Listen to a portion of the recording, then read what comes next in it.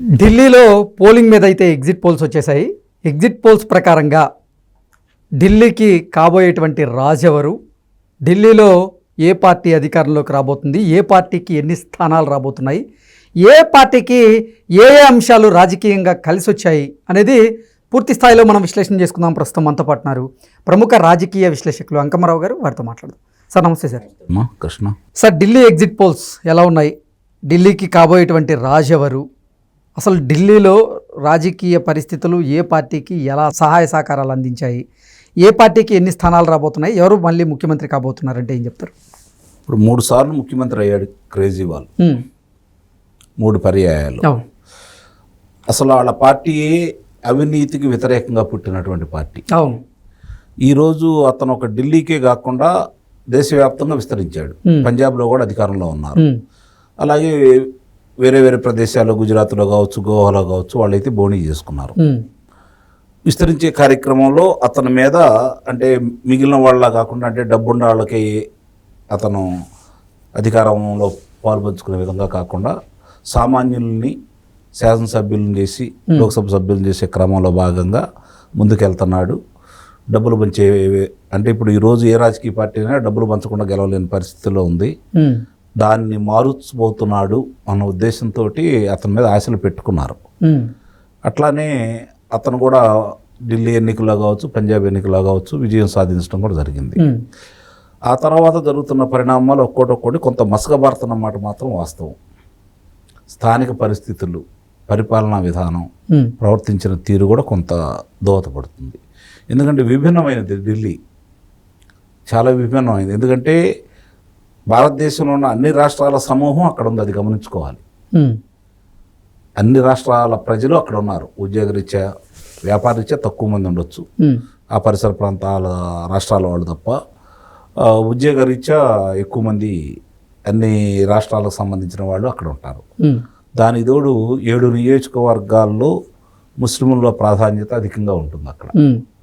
ఆ 7 చోట్ల గతంలో గంపగుత్తుగా ఇతనికి ఓట్లు వేసిన వాళ్ళు, ఎందుకంటే అప్పుడు భారతీయ జనతా పార్టీకి వ్యతిరేకంగా పోరాడుతున్నాడు అన్న ఉద్దేశంతో ఈరోజు ఎంతో కొంత కనీసం 30-40% మంది తిరిగి కాంగ్రెస్ పార్టీకి ఓటే పరిస్థితి కనపడతా ఉంది. దానివల్ల లాభపడేది భారతీయ జనతా పార్టీ. ఒక పాఠశాలలు వచ్చేతలకి చాలా చక్కగా బాగా తయారు చేశారు. సౌకర్యవంతంగా, అందంగా, ఆకర్షణీయంగా. మనకి కార్పొరేట్ స్కూళ్ళ కంటే కూడా చాలా బాగున్నాయి. అందుట్లో చాలా బాగున్నాయి.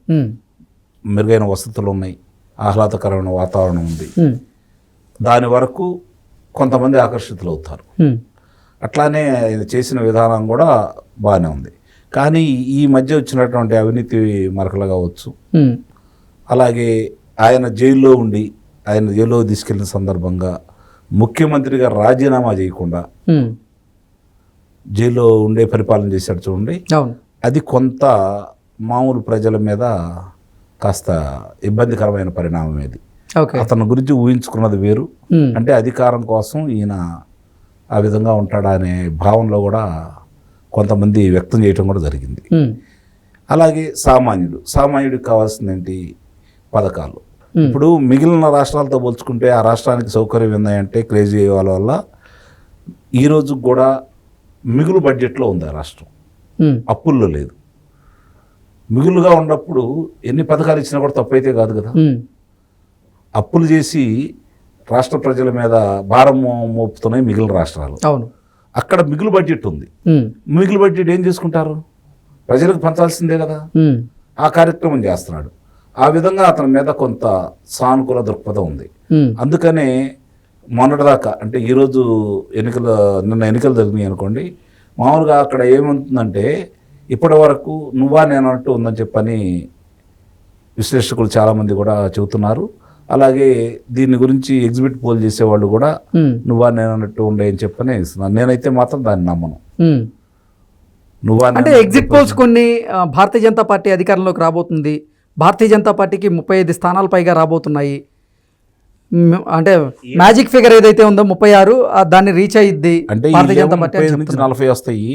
వాళ్ళకేం 30 నుంచి 32, 35 మధ్య వస్తాయి అని చెప్పని రకరకాలుగా చెబుతాం. 70 స్థానాలు కదా. కాకపోతే ఇతర అక్కడ కాంగ్రెస్ పార్టీ కూడా బోడీ కొట్టే పరిస్థితులు అయితే కనపడుతున్నాయి. వీళ్ళు ఓట్లు చీల్చుకునే క్రమంలో అంతిమంగా లబ్ధి పొందేది భారతీయ జనతా పార్టీ అనేది నా అభిప్రాయం. అంటే ఎందుకంటే కాంగ్రెస్ పార్టీ కనుక బలపడితే ఆప్కి కొంచెం ప్రమాదం తప్పదు అని నిస్సందేహంగా వాళ్ళు బలపడ్డారు, అందుట్లో అనుమానమే లేదు. వాళ్ళు ఎంతో కొంత బలపడ్డారు. రెండోది, ఈ జరిగిన కొన్ని పరిణామాలు ఏదైతే అప్పుడు చదువుకున్న వాళ్ళు అక్కడ ఎక్కువ మంది ఉన్నారు కాబట్టి, విద్యావంతులు ఉద్యోగస్తులు ఉన్నారు కాబట్టి వాళ్ళ ప్రభావం నిన్నదాకా క్రేజీ వాళ్ళకు అనుకూలంగా ఓట్లు వేశారు వాళ్ళు.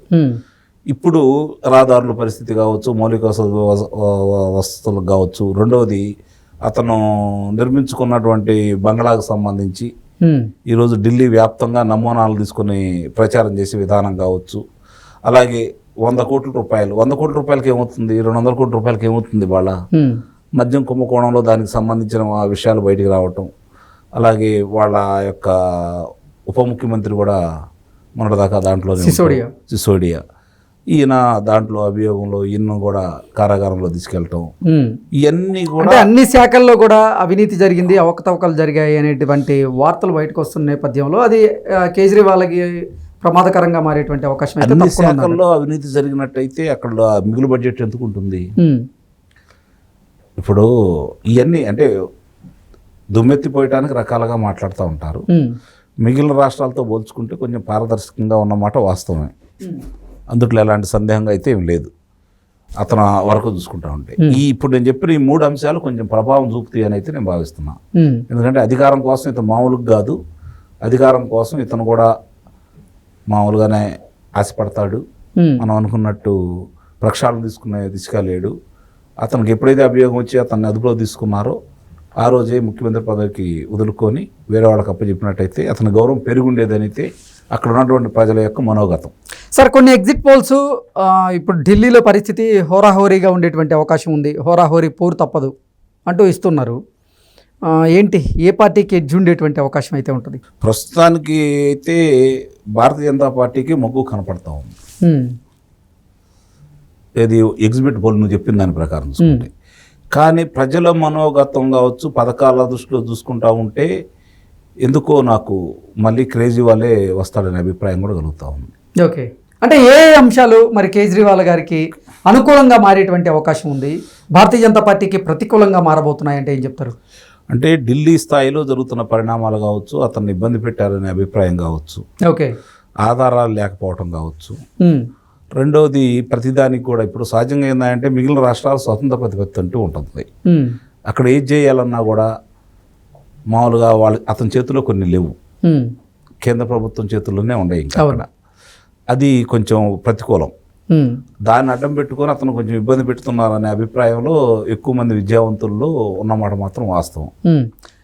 అంటే గతంలో 3 సందర్భాల్లో కూడా మహిళలే పెద్ద ఎత్తున కేజ్రీవాల్ గారికి ఓటింగ్ చేయడం జరిగింది. ఈసారి మహిళల్లో వ్యతిరేకత వచ్చింది అనేటువంటి వార్తలు వస్తూ ఉన్నాయి. ఏంటి, నిజంగా మహిళల్లో వ్యతిరేకత వచ్చింది? మహిళల్లో వ్యతిరేకత వచ్చేంత అంశాలు పెద్దగా అక్కడేం కనపట్టలేదు వీళ్ళు ఊహించినట్టుగా. ఓకే, కాకపోతే ఒకటి, భారతీయ జనతా పార్టీకి పెద్ద అడ్వాంటేజ్ ఏంటంటే కాంగ్రెస్ పార్టీ ఓట్లు తీసుకోవడంతో పాటు ఆర్ఎస్ఎస్ జనసేనకు సంబంధించిన వాళ్ళు చాలా గొప్పగా చేస్తున్నారు. అంటే పోల్ మేనేజ్మెంట్ అంటే భారతీయ జనతా పార్టీ నిస్సందేహంగా ప్రతి ఇంటికి వాళ్ళు ఏం చెప్పాలో, ప్రజల్ని ఎలా చైతన్యపరచాలో వాళ్ళు చేసుకుంటూ వెళ్ళిపోతున్నారు. దాంట్లో కాస్త వీళ్ళు వెనకబడ్డారని అయితే నేను భావిస్తున్నాను. ఓకే, ఇన్ని అంశాలతో కూడిన దానికి ప్రకారం చూసుకుని ఒకటి, అంతిమంగా ఎవరేం చేసినా కూడా ప్రజలైతే ఒక నిర్ణయానికి వచ్చి ఉన్నారు. వీళ్ళు అనుకున్నట్టు విపరీతంగా అతని మీద వ్యతిరేకత ఉందని అయితే నేనైతే భావించట్లేదు. ఓకే, క్రేజీ వాళ్ళకి. Okay, okay sir, thank you so much. Thank you.